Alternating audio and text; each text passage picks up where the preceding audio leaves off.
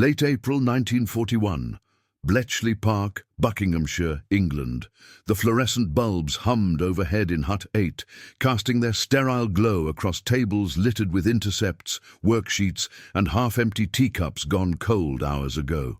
Harry Hinsley sat hunched over his desk, 22 years old, spectacles sliding down the bridge of his nose as he scanned yet another batch of intercepted German naval traffic. Around him the night shift murmured, cryptanalysts muttering mathematical possibilities, the clack of typewriters, the scratch of pencils working through permutations that might never yield fruit. The war was going badly. Out in the Atlantic, U-boats prowled in wolf packs, sending Allied merchant ships to the bottom with horrifying regularity. Every convoy that left North America gambled with the lives of thousands of sailors and the cargo Britain desperately needed to survive. And here at Bletchley, in this ramshackle collection of huts hidden behind Victorian manor walls, the best minds in Britain were struggling, failing, to read the German Naval Enigma. Hinsley rubbed his eyes and reached for another intercept. This one was different. Not a U-boat transmission. Not a destroyer or cruiser. The call sign tagged it as a weather observation vessel, one of those lonely trawlers, the Kriegsmarine stationed across the North Atlantic and Arctic to radio meteorological data back to headquarters. Weather reports, mundane, routine. But something clicked in Hinsley's mind as he cross-referenced the transmission format, the message structure, the encoding pattern. His pulse quickened. He pulled another weathership intercept from the pile, then another. They were all using the same encryption system, the same Enigma variant. "My God," he whispered to the empty air. The weatherships, these isolated, largely forgotten fishing trawlers converted to meteorological duty, they carried the same codebooks as the U-boats. They had to. They received orders via Naval Enigma, which meant they needed the machines and the monthly key settings to decode those orders. But unlike submarines or warships that could dive or fight, these vessels were defenseless. Alone, predictable in their patrol patterns. Hinsley stood abruptly, his chair scraping against the wooden floor. Several colleagues glanced up, startled. He was already moving toward the section chief's office, intercepts clutched in his hand. The implications cascaded through his mind like dominoes falling. If they could capture one of these weather ships, preferably one that had just begun its patrol, they might seize not just the current month's settings, but next month's as well. The Germans kept those locked in safes, separate from the immediately accessible materials. A weathership crew, surprised by British warships, would have seconds to destroy evidence. They'd throw the Enigma machine overboard, absolutely. They'd burn or jettison the current codebooks, but would they remember in their panic to open the safe, to destroy materials they wouldn't need for another week or two? Hinsley knocked on the door. Behind it, decisions would be made that would alter the course of the Battle of the Atlantic. The young cryptologist didn't know it yet, but he had just identified the Achilles heel in Germany's most sophisticated cipher system. Not through mathematical brilliance or cryptographic theory, but through operational analysis, understanding the human element, the procedural vulnerabilities. The door opened. Hinsley stepped inside, laying the intercepts on the desk. "Sir," he said, his voice steady despite the adrenaline, "I think I've found a way in." Outside in the cold English night, the war continued its grinding calculus of tonnage sunk and lives lost. But inside Hut 8, a plan was taking shape, a plan that would send the Royal Navy hunting not battleships or U-boats, but the humble weatherships that nobody thought to protect. The meteorologists, those innocents, transmitting their atmospheric observations, were about to become the most valuable targets in the Atlantic. They would never see it coming. Section 2. The Arctic Raiders. March 4th, 1941. Lofoten Islands, Norwegian Arctic. The destroyer HMS Somali cut through black Arctic waters, her hull shuddering as shells from her forward guns screamed toward the cluster of fish oil processing plants along the shore. Dawn was still hours away, and the operation, codenamed Claymore, was proceeding with brutal efficiency. Commandos were already ashore, setting demolition charges in the factories that produced vitamin A-rich cod oil, essential for maintaining the night vision of German pilots and sailors. Lieutenant Commander Ramsey, Somali's gunnery officer, swept his binoculars across the harbour. Flames were rising now from the storage tanks, orange light dancing across the snow. Then he saw it, a trawler, maybe 200 feet long, listing badly and burning near the pier. The German vessel Krebs, her sides punctured by shell fragments, her crew abandoning ship into the freezing water. "Hold fire on that trawler!" Ramsey barked into the voice tube. "I'm taking a boarding party!" 15 minutes later, Ramsey led 8 sailors across the gap between Somali and the dying Krebs. Smoke poured from her superstructure. The deck was slick with ice and blood. German survivors were already being pulled from the water by other vessels, but the trawler herself was still afloat, settling slowly. "Search everything," Ramsey ordered. "Papers, equipment, anything that looks official." The boarding party spread out. In the radio room, they found smashed equipment and burned documents. The crew had tried to destroy the sensitive material before fleeing, but the British sailors were thorough. They swept through cabins, checked lockers, rifled through drawers. Ordinary Seaman Collins kicked open a door to the captain's quarters. Inside, a small desk. On it, a locked drawer.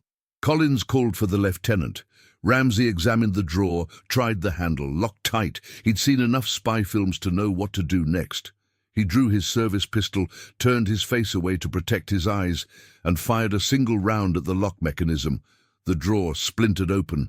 Inside was a black metal box, about the size of a shoebox. Ramsey lifted it carefully, opened the lid. Nestled inside were 2 circular discs, each about 4 inches in diameter, with the alphabet arranged around their rims.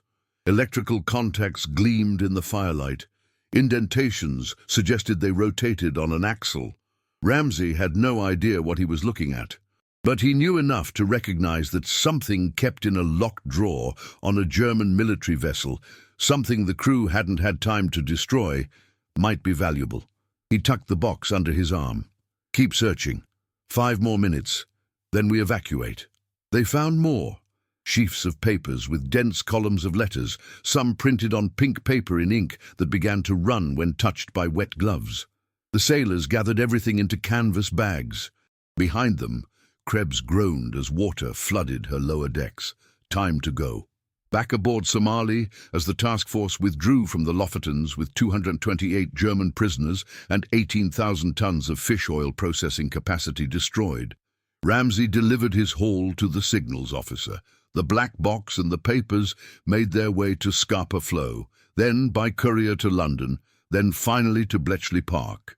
The 2 rotors were Enigma components, specifically rotors configured for the Wetterkurzschlüssel, the short weather cipher that compressed meteorological data into compact coded messages. The pink papers were February's Enigma settings for the German naval network. A month out of date, yes, but to the cryptanalysts in Hut 8, they were pure gold. Alan Turing himself examined the materials, his fingers tracing the mechanical precision of the rotors. With 1 month's worth of settings, they could reconstruct the Bigram tables, the substitution pairs that added an extra layer of encryption. They could reverse engineer the operating procedures.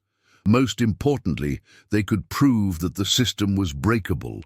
But Harry Hinsley saw something else. When he learned where the rotors had come from, a weather trawler, isolated and vulnerable, his theory crystallized into certainty. The Krebs had been boarded during a commando raid, almost by accident. What if they did it on purpose? What if they hunted these weather ships deliberately? He drafted his proposal. He included intercepts showing the weather ships' transmission patterns, their predictable locations, their operational schedules. He noted that these vessels carried multiple months of cryptographic material because they stayed at sea for weeks at a time. He calculated the risk. If done carefully, the Germans might not realize their codes had been captured. The Admiralty read his report. In early May, orders went out to the home fleet at Scapa Flow. Target, München, a weather ship operating northwest of Iceland. Mission: capture her codebooks without alerting the Kriegsmarine to the compromise. The hunt was on. Section 3. Hunting the Weather Fleet, May 5, 1941. Scapa Flow, Orkney Islands, Scotland. The briefing room in the Naval Intelligence section smelled of tobacco smoke, damp wool, and the peculiar mustiness of classified documents. Commander Hugh Faulkner stood before a wall map of the North Atlantic, a pointer in his hand, addressing the assembled officers of what would become one of the war's most secret task forces.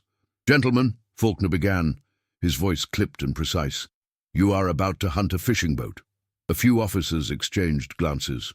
Captain Philip Vian of HMS Somali sat forward, interested.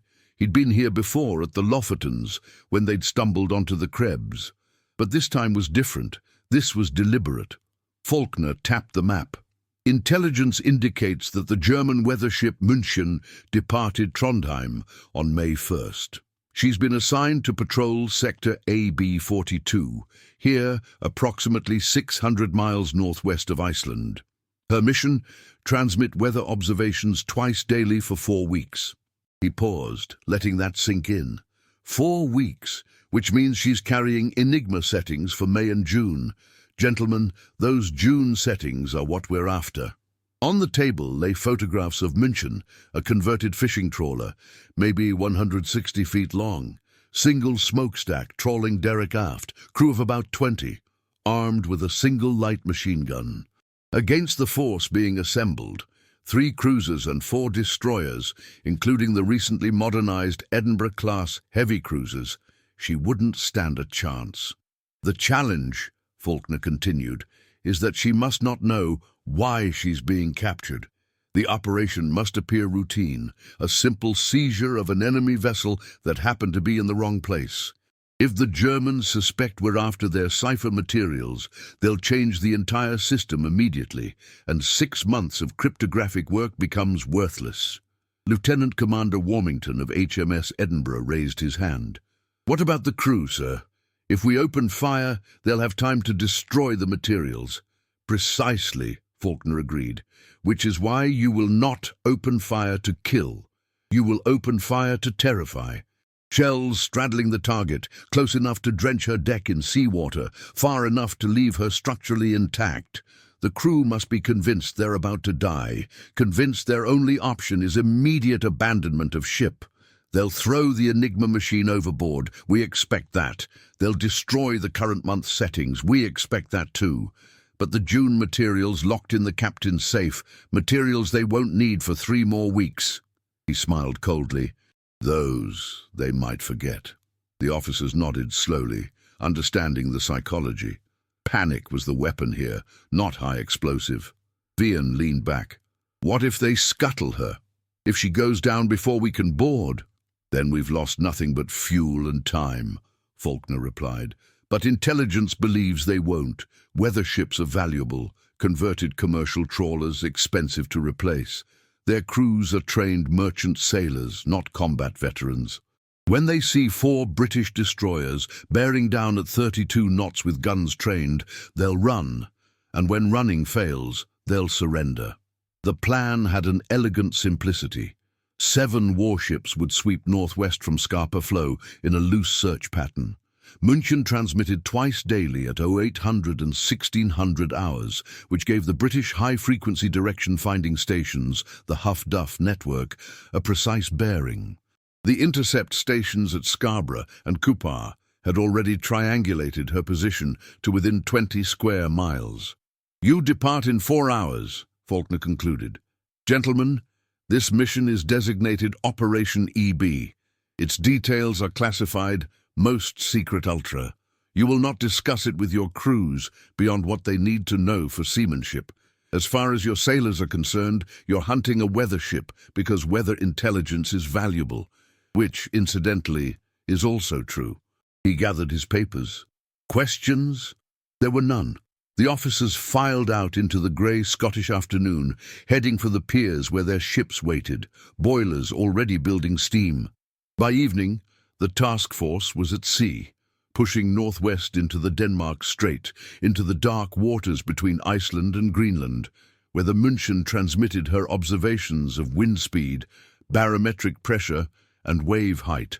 Data that would help the Luftwaffe plan bombing raids, help U-boat commanders predict visibility, help the Kriegsmarine route its surface raiders. Innocent data, routine transmissions, and the key to breaking the deadlock in the Battle of the Atlantic. Section 4. Operation München, May 7th, 1941. So 6:43 hours. North Atlantic, 600 miles northwest of Iceland. Aboard HMS Edinburgh, the bridge watch spotted it first, a thin column of dark smoke against the grey morning horizon, barely visible through the fog that clung to the sea like wet wool. Commander Warmington raised his binoculars, adjusting focus. There, a small vessel, wallowing in the moderate swell, her stack exhaust marking her position as clearly as a beacon. "Signal to formation," Warmington ordered. "Contact bearing 045, range approximately 8 miles. Stand by for action." HMS Somali, battle-tested and eager, surged forward, her turbines winding up to flank speed. Captain Vian on her bridge felt the familiar rush. This was what destroyers were built for, the swift strike, the surface action. Behind and around Somali, the other warships of the task force adjusted course, forming a wide net. There would be no escape. On the bridge of München, Kapitän-Leutnant Werner Lange stood with his coffee mug halfway to his lips, staring at the impossible sight developing on his horizon. 1 ship, 2, 3, 4. British warships, big ones, and they were closing fast, black smoke pouring from their funnels as they worked up to attack speed. "Mein Gott," Lange whispered. He slammed the mug down, slopping coffee across the chart table. "All ahead flank! Helmsman, come right to 090! München's diesel engine roared, her propeller thrashing as she came around, bow swinging toward the distant safety of Norwegian waters, 600 miles away. She could make perhaps 12 knots in calm seas. The destroyers were already doing 32. It wasn't a chase, it was an execution being delayed. "Radio!" Lange shouted down the voice tube. "Emergency transmission to Trondheim, under attack by British surface forces, position AB-42. He never finished. Aboard Somali, the forward guns trained out, elevated and fired. The salvo arced across 4 miles of ocean in seconds. Geysers of white water erupted 50 yards off München's portside, then her starboard, the concussion waves rolling across her deck like fists. Lange grabbed the rail as his ship heaved in the impact turbulence. "They're ranging us!" his first officer screamed, stating the obvious. The second salvo fell closer, 30 yards, then 20. Water cascaded over München's bow, drenching the forward deck. In the radio room below, Petty Officer Gerhard Schiller stared at his Enigma machine, at the codebook open beside it, at the locked cabinet containing June's materials, and understood with perfect clarity what needed to happen. "Abandon ship," Lange's voice echoed through the companionways. "All hands abandon ship. Destroy confidential materials." Schiller moved fast. The Enigma machine itself went into its weighted canvas bag, standard procedure. He hauled it up the ladder, onto the deck where men were already launching the single lifeboat, and heaved it over the side. It sank instantly, disappearing into the dark water with barely a splash. Back in the radio room, he gathered the May codebooks, the cipher tables, the operational instructions, everything pink and current, and shoved them into the emergency incinerator. He lit the kerosene, watched the papers catch and curl. Smoke billowed up. The third salvo fell 10 yards from München's stern, close enough that fragments clanged against the hull. The ship shuddered. Schiller scrambled up the ladder again, lungs burning. Behind him, in the captain's cabin, the safe remained locked, its dial undisturbed. Inside, June's codebooks, June's settings, sealed in waterproof pouches, waiting for June 1st. They'd been aboard München for 6 days. No one had thought about them once. On deck, Lange was the last over the side, dropping into the freezing Atlantic as München wallowed, drifting, her engine somehow still running despite her deserted bridge. The crew clung to the lifeboat and to debris, watching as HMS Somali closed the final distance, her guns silent now, her bow wave subsiding as she came alongside the abandoned trawler. Lieutenant Harrison led the boarding party, 12 sailors armed with rifles and bolt cutters, ready for resistance. They found none. München was a ghost, her engine rumbling in neutral, steam hissing from a fractured pipe somewhere below, papers still burning in the radio room incinerator. "Search her," Harrison ordered. "Everything. You have 20 minutes." They tore through the ship like men possessed. Cabins were ransacked, lockers emptied, every drawer pulled open. In the radio room, the Enigma machine's absence was obvious, the mounting bracket empty, cables severed. The incinerator still smoked with burned codebooks. Harrison's heart sank. Had they been too late? Then Seaman Matthews called from the captain's cabin. "Sir! Safe here, sir. Locked." Harrison arrived at a run. The safe was a German naval model, solid steel, combination lock. He tried the handle, locked tight. "Get the bolt cutters." "No, forget that. Get the explosives." "Sir, begging your pardon, but that'll bring the whole aft bulkhead down," Matthews said. "I've done some unofficial work with locks, sir. Give me 5 minutes." Harrison checked his watch. 17 minutes left before they were ordered to scuttle the vessel. "Do it." Matthews knelt, pressing his ear against the safe's door, rotating the dial with delicate precision, listening, feeling. In the background, the search continued. Charts confiscated, logbooks seized, even the ship's bell unscrewed and taken as evidence. But the safe was what mattered. 4 minutes, 3, 2, click. The dial stopped. Matthews pulled the handle. The safe door swung open. Inside were 3 waterproof pouches stamped with dates and classification markings. One labeled May 1941, 2 labeled Juni 1941. Harrison grabbed all 3, stuffing them inside his coat. Everyone out, now. The boarding party scrambled back to Somali, hauling their prizes. Behind them, charges were set. HMS Somali backed off to safe distance. The charges detonated with a muffled crump. München settled lower, water pouring through the ruptured hull, and within minutes she was gone, leaving only debris and an oil slick. From the lifeboat, Captain Lieutenant Lange watched his ship disappear. He didn't know what had just happened. He thought he'd followed procedure, thought he'd protected the codes. After all, they'd thrown the Enigma overboard, burned the current materials. The rest was locked in the safe, and now the safe was at the bottom of the Atlantic. He had no way to know that Matthews had been a locksmith before the war. 3 days later, the June Enigma settings for the German naval network arrived at Bletchley Park in a sealed diplomatic pouch. Harry Hinsley opened the pouches himself, hands trembling slightly as he unfolded the pink paper codebooks, pristine and complete. For the first time since the war began, Hut 8 could read German U-boat messages in real time for exactly 3 weeks. Section 5, the June Crisis, June 17th, 1941, Bletchley Park, Hut 8. Alan Turing stood before the electromechanical beast they called the bomb, a 6-foot-tall array of rotating drums and clicking relays, its brass components gleaming under the workshop lights as it cycled through thousands of Enigma settings per hour. Behind him, his team of cryptanalysts and wrens waited in exhausted silence. They'd been running intercepts through the machine for 6 hours. Nothing. "The Bigram tables have changed," Turing said flatly, not turning around. As of midnight last night, the Germans implemented new substitution pairs across the entire naval network. Hugh Alexander, Turing's deputy in Hut 8, closed his eyes and rubbed his temples.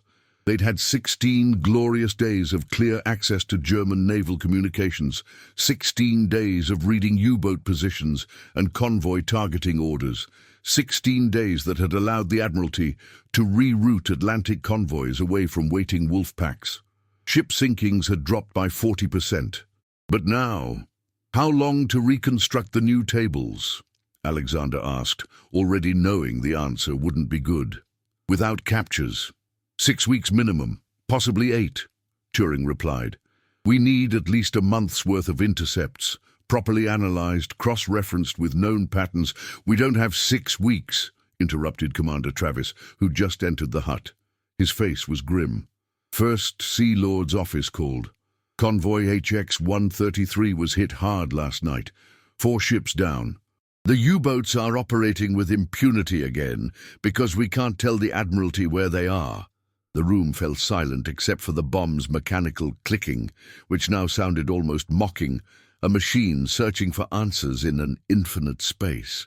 Harry Hinsley spoke up from his corner desk. We could capture another weather ship. All eyes turned to him. Travis frowned. The Admiralty's already concerned that the München operation might have alerted the Germans. If we hit another weather vessel this quickly, then we're definitively compromising operational security, Hinsley finished. Yes, sir, I understand. But consider, the Bigram tables just changed. The Germans wouldn't change them if they suspected capture. They'd change the entire cipher system, new rotor configurations, new protocol. The fact that they only updated the Bigrams suggests this is routine cryptographic hygiene, not a response to compromise. Turing turned from the bomb, interested now. He's right. If they knew we'd taken München's codebooks, we'd be facing a complete blackout, not a partial one. They're still using Enigma M3, still using the same rotor sets. They've just refreshed one layer of complexity. Travis was silent, calculating risks. Every day without intelligence meant more ships sunk, more sailors drowned, more tons of ammunition and food sent to the bottom. Britain was an island under siege. The convoys were her lifeline, and without the ability to read German naval traffic, the Royal Navy was fighting blind. Which ship? Travis asked quietly. Hinsley had already pulled the file. Lauenburg. Weather Ship Service number WBS-3. She departed Trondheim on May 27th, assigned to patrol sector AB-72, northeast of Jan Mayen Island. 4-week deployment, which means she's carrying codebooks through the end of July. Including the new Bigram tables, Alexander said, understanding dawning. Including the new Bigram tables, Hinsley confirmed. She's 3 weeks into her patrol, which means she's isolated. Her crew is settling into routine, and she's transmitting twice daily on schedule. We know exactly where she is. Travis paced between the desks, hands clasped behind his back. The strategic calculus was brutal. If they captured Lauenburg and the Germans realized their codes were compromised, the entire cryptographic advantage would collapse. But if they did nothing, if they waited 6 weeks to reconstruct the Bigram tables through analysis, how many more convoys would be savaged? How many thousands of tons of shipping lost? The München operation worked because it looked accidental. Wrong place, wrong time, bad luck for the Germans, Travis mused.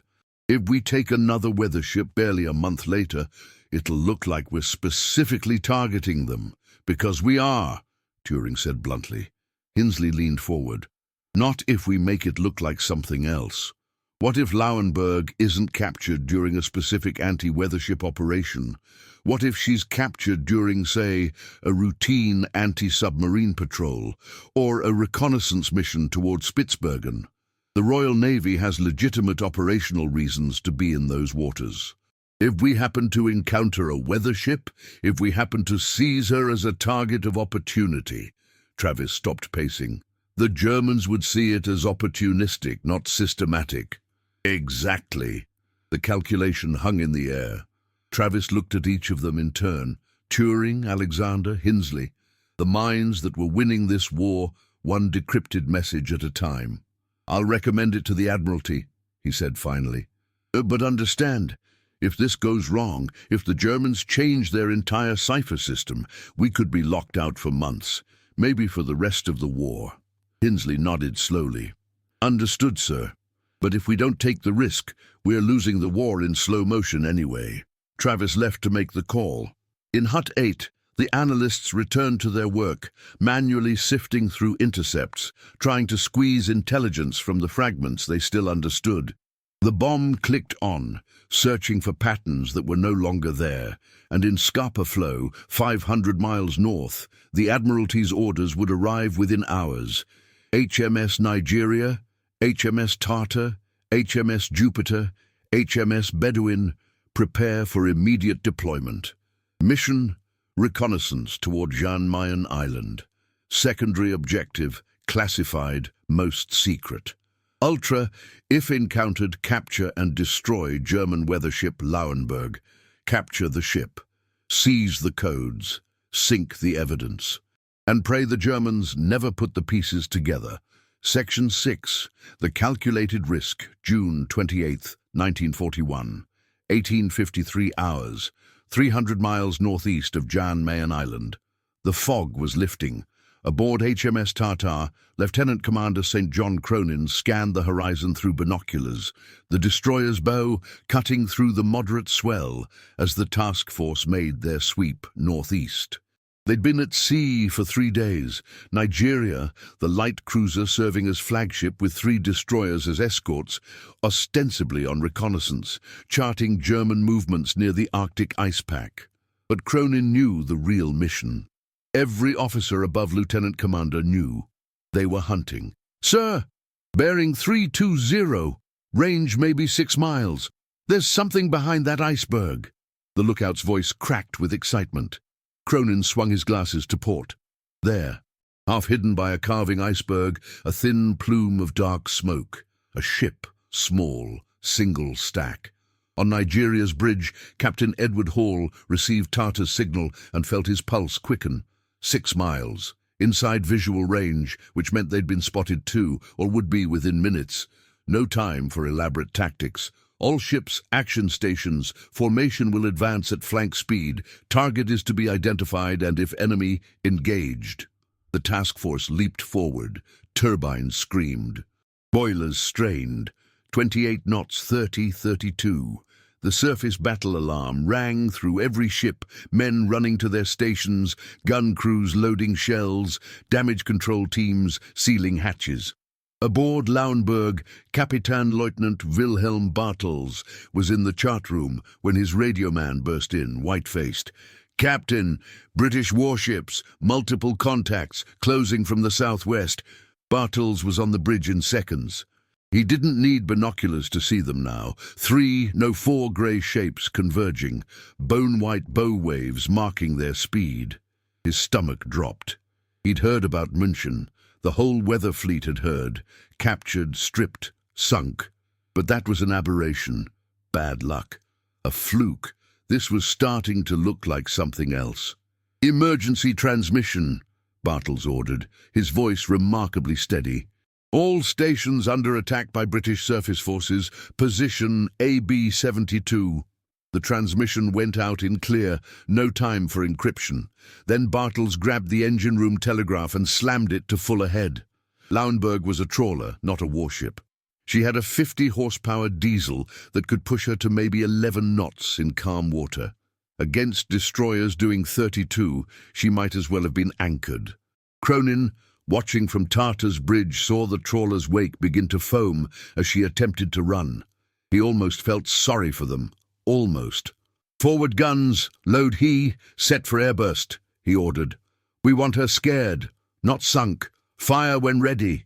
Tartar's forward turret roared. The shells screamed overhead, detonating 200 feet above Lauenburg, raining shrapnel into the sea around her, the concussion waves slamming across her deck like a physical blow. On Nigeria, the cruiser's 6-inch guns added their voice, not aimed at the trawler, but at the water around her, creating a forest of geysers that drenched her from stem to stern. Bartels knew it was over. They could sink Lauenburg any second they chose. They were toying with her, which meant, "They want to capture us," he said aloud. His first officer stared at him. "They want the ship, which means we deny them." He shouted orders rapid fire. "Radio room, destroy all cipher materials, throw the Enigma overboard, burn the codebooks. Engineering, prepare scuttling charges. All hands prepare to abandon ship." In the radio room, Seaman Helmut Granger moved with frantic speed. The Enigma machine was already off its mount. He'd unbolted it the moment the warships appeared, and he hauled it up to the deck, feeling the ship shudder as more shells exploded nearby. Over the side it went, into water so cold it would kill an unprotected man in minutes. Back down the ladder. The codebooks. June and July, both sets, laid out on the table because they were using the June settings and referencing July for a pre-planned position change. He shoved them into the incinerator, hands shaking so badly he nearly dropped the matches. The kerosene caught.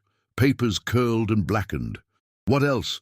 The cipher tables, the short weather code references, the operational orders, everything went into the flames. Smoke filled the tiny compartment, choking him. Another shell exploded closer this time, and Granger lost his balance, falling against the bulkhead. On deck, Bartels was supervising the launch of the lifeboat when he remembered. The safe. The captain's safe in his cabin, with the backup materials. But the British were 200 yards away now, Tartar slowing to intercept, her forward guns still trained on Lauenburg, and men were already climbing down into the lifeboat.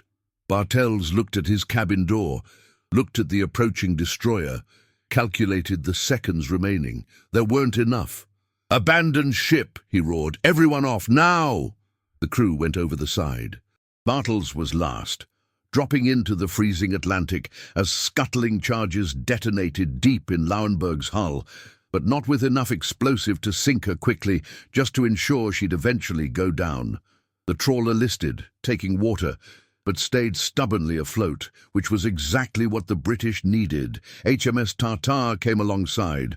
Cronin led the boarding party himself. 15 men, armed and ready. They swarmed over Lauenburg's rail, fanning out through the drifting smoke. "Radio room first," Cronin ordered. They found it still smouldering, the incinerator glowing, ashes of burned paper scattered across the deck, the Enigma mounting bracket empty, cables cut. Standard procedure, expected. "Search everything else," Cronin called. "Cabins, storage, bilges, move!" Seaman Davies tried the captain's cabin, locked. He kicked the door, once, twice.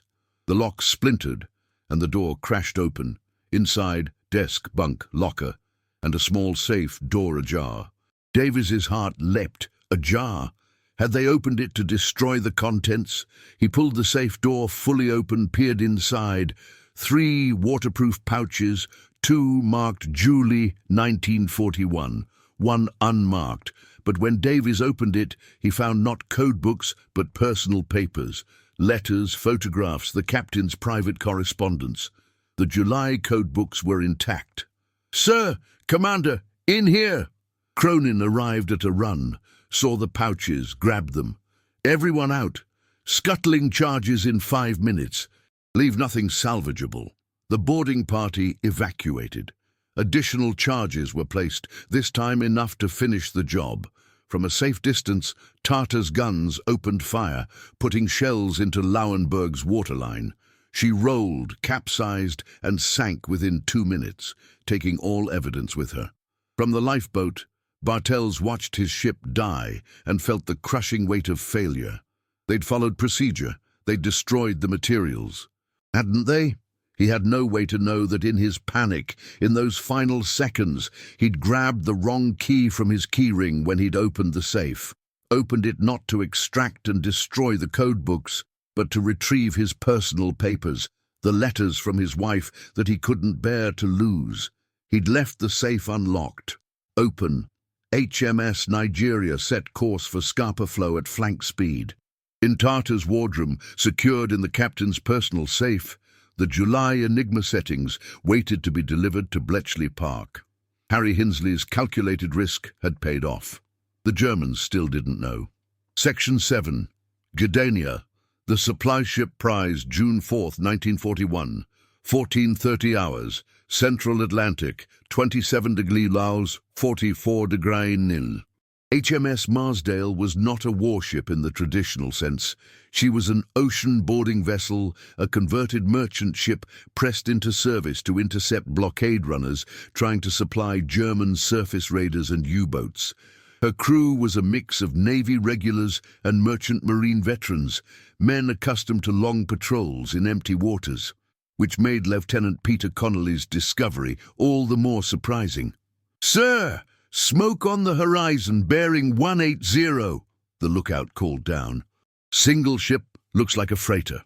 Connolly grabbed his binoculars. In these waters 600 miles west of Spain, any ship was suspicious. British merchantmen travelled in convoys. German ships travelled alone, relying on speed and cunning to evade the blockade. Sound action stations, all ahead full, signal to Admiralty, suspect blockade runner, position 44 north, 27 west, AM engaging. Marsdale was slow, 16 knots maximum, but as she closed the distance, it became clear the target wasn't running. In fact, she seemed to be waiting. The German freighter Gedania, 2,200 tons, wallowed in the moderate swell. On her bridge, Captain Kurt Hennig watched the British vessel approach and felt a curious mixture of relief and resignation. Gedania had sailed from La Pallice 5 days ago, loaded with supplies intended for the southern U-boats, a group of submarines operating off West Africa. But the mission had been compromised from the start. Engine problems, navigation errors, and now, inevitably, a Royal Navy interception. "We cannot outrun them," his first officer said quietly. "No," Hennig agreed. "Prepare to scuttle, arm the charges, and destroy the materials." But there was a problem. Gedania wasn't just a supply ship. She was a communications vessel, authorized to receive and transmit encrypted orders from Kriegsmarine headquarters, which meant she carried Enigma equipment and codebooks. Standard protocol: throw them overboard immediately. But Gedania's safe was in the cargo hold, buried beneath 60 tons of supplies, torpedoes, diesel fuel, canned goods, ammunition. To reach it would take an hour of unloading. They had perhaps 20 minutes. Hennig made a decision. Throw the current operational materials overboard, anything not secured in the hold, then scuttle and abandon. The crew worked frantically. The Enigma machine from the radio room went over the side. Current signal books followed. Deep in the hold, scuttling charges detonated, muffled thumps that echoed through the hull. Water began flooding the lower decks. HMS Marsdale was alongside now, her single 4-inch gun trained on Gedania's superstructure. "Heave to and prepare to be boarded." Connolly's voice echoed through the speaking trumpet. Hennig watched his crew lower the boats, watched the water creeping higher through the cargo hatches, and made the calculation. By the time the British boarded, Gedania would be on her way to the bottom. The safe would be inaccessible, 300 fathoms down.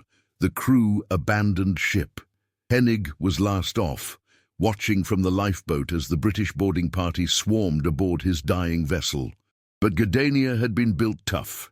The scuttling charges had ruptured some tanks, flooded one hold, but the watertight bulkheads were holding. She was settling, yes, but slowly, stubbornly. Chief Petty Officer Harrison, leading Marsdale's boarding party, saw immediately what was happening. "Close the seacocks! Pump teams, get below! We can save her!" For 2 hours they fought the flooding. Pumps were rigged. Holes were patched with timber and canvas. Slowly, grudgingly, Gedania stabilized. She wouldn't sink. She could be towed. "Search her," Connolly ordered when he came aboard. "Everything." The boarding party tore through the ship. The radio room was stripped clean. No Enigma, no codebooks. But in the flooded cargo hold, half submerged beneath crates of ammunition, they found the captain's safe, bolted to the deck, locked. Harrison used a cutting torch this time.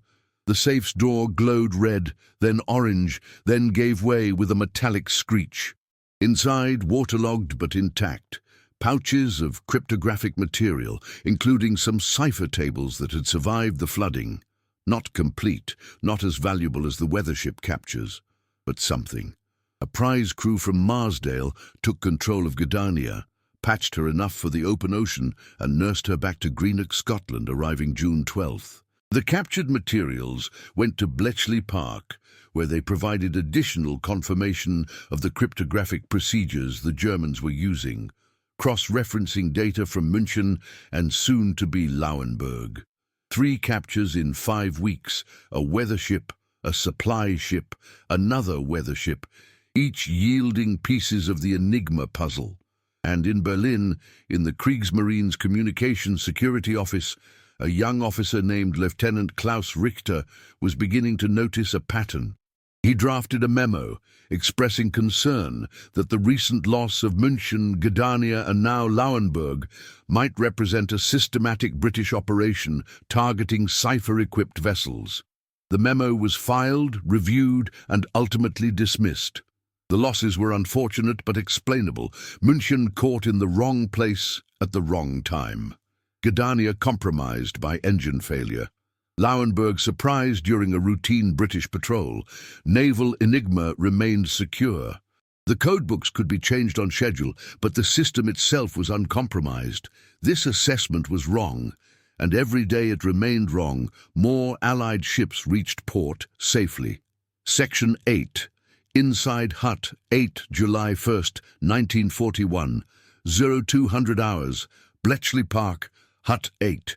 The bomb machines were running again, all 4 of them now humming and clicking in their synchronized search through the vast mathematical space of possible Enigma settings. Joan Clark, one of Hut 8's senior cryptanalysts, monitored the nearest machine, watching the drums rotate, checking the wiring paths against her worksheet.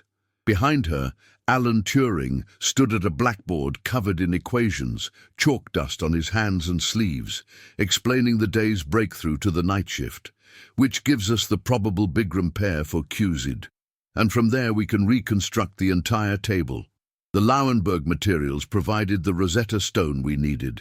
Hugh Alexander was at his desk, transcribing decrypted U-boat messages onto routing slips for immediate delivery to Naval Section.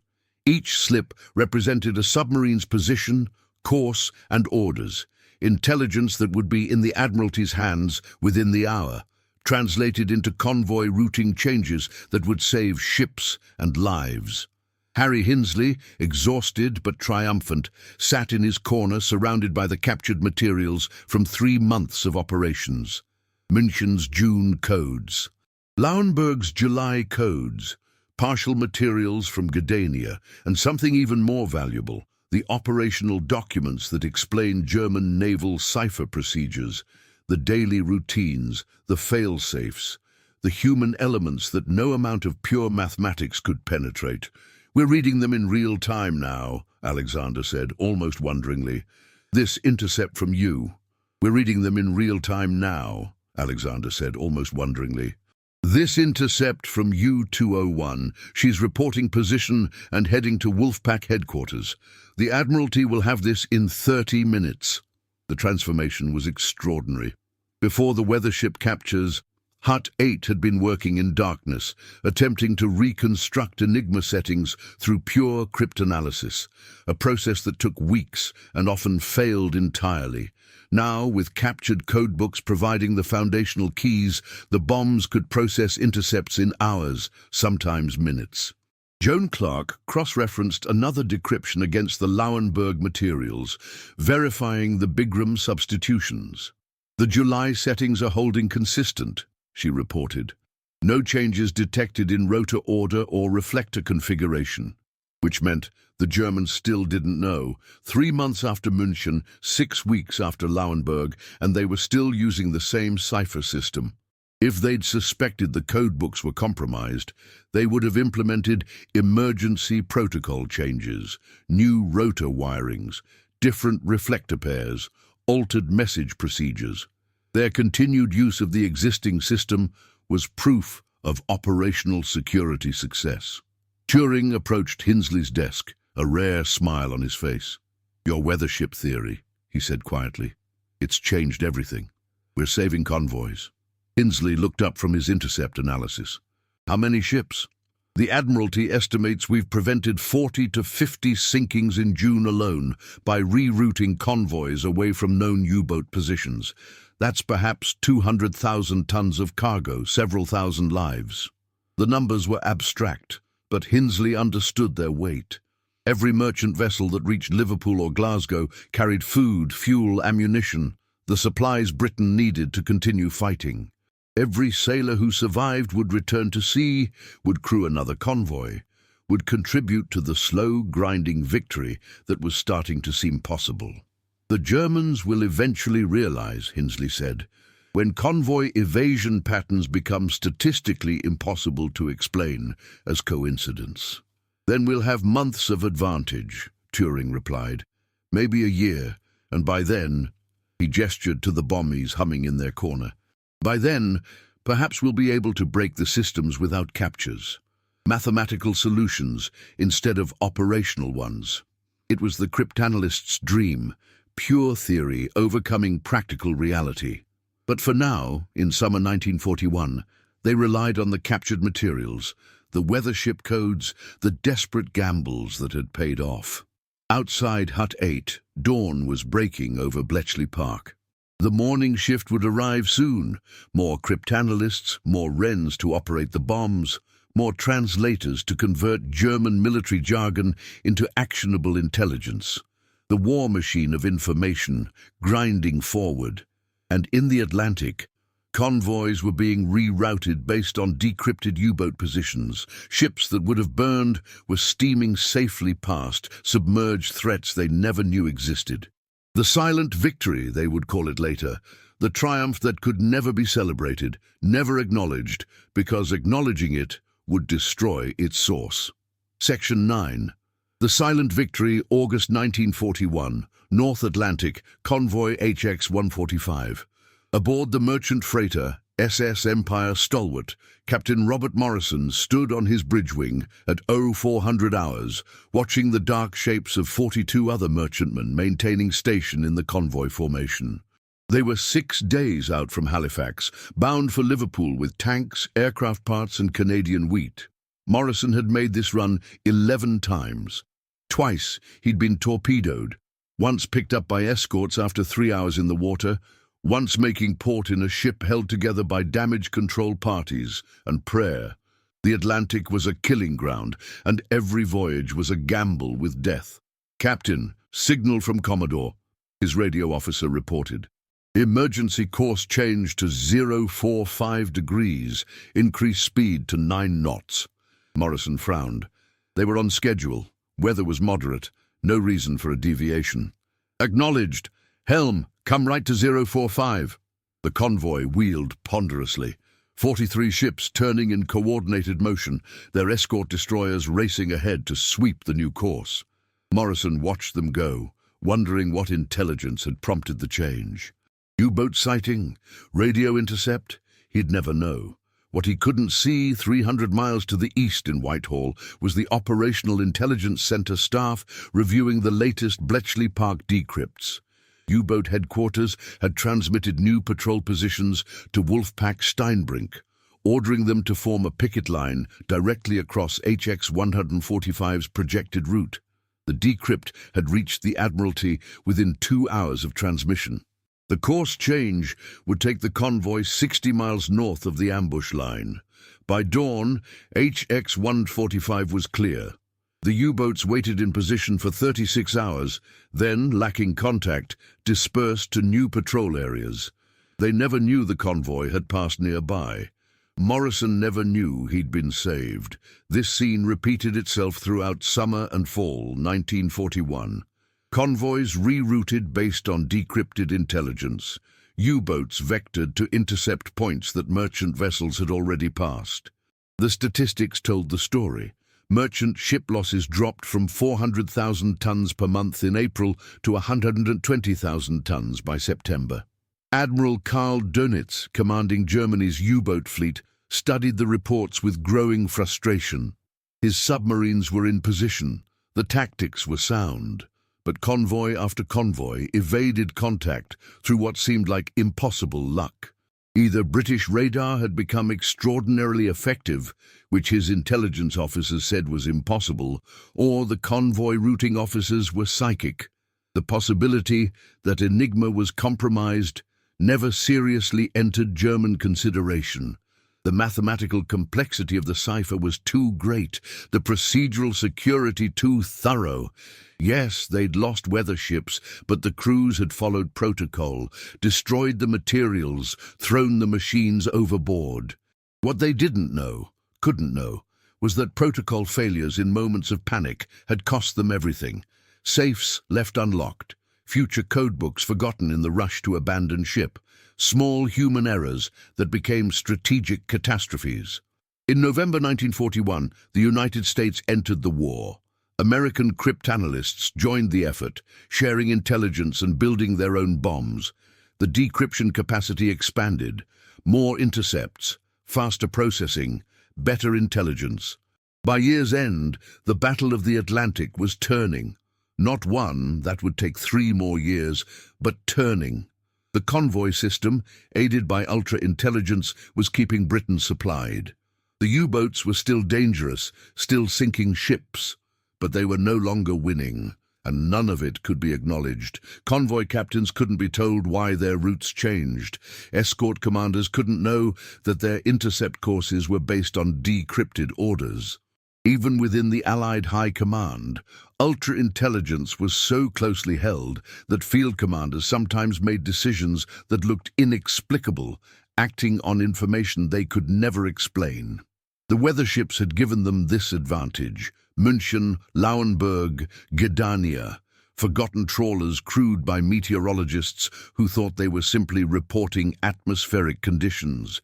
They never knew they'd changed the course of the war. Section 10. The Weathermen Never Knew, May 1945. Prisoner of war camp, Lancashire, England. Former Captain Lieutenant Wilhelm Bartels, late of the weather ship Lauenburg, sat in the POW camp common room, reading a week-old newspaper. The war in Europe was over. Germany had surrendered. He would go home soon, back to whatever remained of Bremen, back to a country that no longer existed in the form he'd known. 4 years since that June morning when British destroyers had appeared on the horizon. 4 years of captivity, of wondering what he could have done differently. He'd followed procedure, destroyed the cipher materials, thrown the Enigma overboard. His crew had been captured, yes, but the codes had been protected. At least he believed they had. The newspaper article he was reading discussed Bletchley Park, the British code-breaking centre whose existence had just been partially declassified. Something about breaking German codes. Something about captured materials. Bartels felt a cold weight settle in his stomach. He read more carefully. Weather ships, Enigma codebooks, operations in 1941. "Mein Gott," he whispered. The safe. In his panic, in those final seconds before abandoning ship, he'd opened the safe to grab his wife's letters. Had he closed it again? He couldn't remember. The British shells exploding nearby, the crew screaming to abandon ship, the freezing water waiting below. Had he locked the safe? The article didn't provide details. Operational security was still in effect, but the implications were clear. The British had captured weather ship codebooks, had used them to break Enigma, had read German naval communications for years. Bartels put down the newspaper, hands shaking. If the July codes had been captured from Lauenburg, if his failure to secure the safe had given the British months of intelligence advantage, how many U-boats had been sunk because of that? How many operations compromised? He would never know the full scope. The true impact of the weather ship captures would remain classified for decades more. But sitting in that POW camp in spring 1945, Bartels understood enough to know that he and his fellow weather ship captains had been part of something much larger than they'd realized. They'd been hunting meteorological data. The British had been hunting them. Epilogue: The Legacy. The full story of the weather ship operations wouldn't be declassified until the 1970s. By then, most of the participants were elderly or dead. Harry Hinsley, knighted for his wartime service, would write the official history of British intelligence in World War II, finally able to describe the operations he'd conceived. The captures of München, Lauenburg, and Gedania, combined with other Naval Enigma materials seized throughout 1941, gave Bletchley Park the cryptographic foundation it needed to maintain continuous breaks into German naval communications for most of the war. When the Germans introduced the four-rotor Enigma M4 in February 1942, it created a 9-month blackout. But even that was eventually broken using techniques developed from the weathership materials. Historians estimate that ultra-intelligence, much of it derived from those initial 1941 captures, shortened the war by 2 years and saved millions of lives. The Battle of the Atlantic, which could have starved Britain into surrender, was instead won by the Allies, and it began with a young cryptanalyst studying weather reports and asking a simple question: what if we captured the ships sending them? The meteorologists never knew. They transmitted their observations, wind speed, barometric pressure, wave height, believing they were contributing routine data to the war effort. They never imagined they were carrying the keys to Germany's most secret communications. They never knew that their capture would help sink the U-boat fleet, save thousands of merchant vessels, and change the course of history. Innocent men on innocent missions who delivered the game without firing a shot. And Bletchley won fresh keys that unlocked victory.